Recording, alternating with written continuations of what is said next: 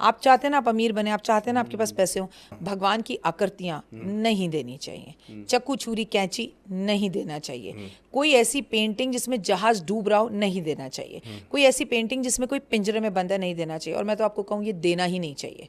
भैया लिफाफे में पैसे रख के लेके जाओ और लिफाफे में पैसे दो। क्यों? वो सही था जो पुराने समय। दोगे वही मिलेगा, क्या बात धन बांटोगे धन मिलेगा।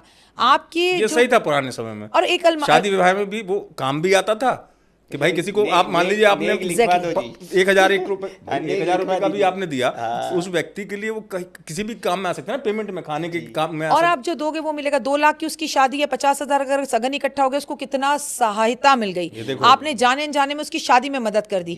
आप ऐसे गिफ्ट्स लेके गए, वो आगे बांट रहा है, वो आगे बांट रहा है, आगे बांट रहा है। अच्छा देखिए, पहले जमाने में हमारे थी घर, बड़े बड़े विला, बड़े बड़े कोठियां, बड़े बड़े इंडिविजुअल हाउस, आंगन, हमारे पास इतना जगह होती थी, सामान यहाँ रख दो, 2 कमरों के घर में बंदा अलमारी में अपने कपड़े रखे कि आपके दिए हुए गिफ्ट रखे। जरूरत क्या है? अच्छा घड़ी किसी को नहीं देनी चाहिए। आप दोनों का समय बहुत अच्छा चल रहा है, आपका पॉडकास्ट बहुत अच्छा चल रहा है, आपने कहा चलो जी राखी जी के लिए घड़ी ले जाते, तो आपने अपना खूबसूरत समय तो मुझे दे दिया। है। और मान ये लीजिए मुझे दे सकते हैं कि नहीं दे सकते हैं?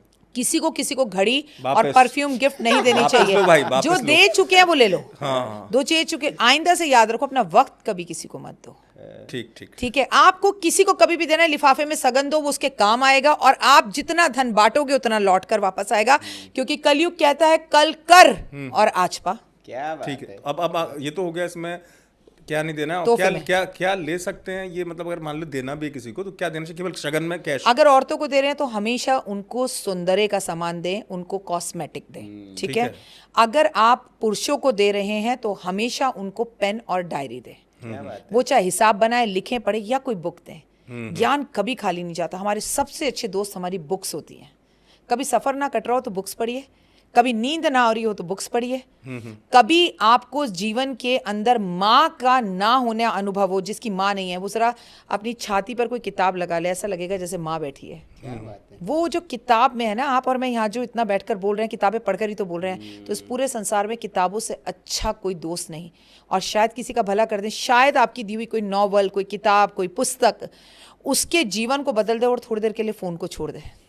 ये बात सही है। नहीं एकदम सही। और राखी जी की बात से देखिए मैं कैसे कनेक्ट कर रहा हूँ।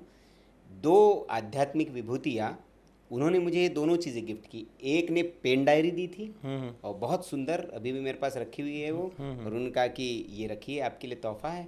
और एक आध्यात्मिक विभूति थी, जब हमारा विवाह हुआ था तो विवाह में जब हमसे मिलने आए तो उन्होंने एक पुस्तक दी थी हमको।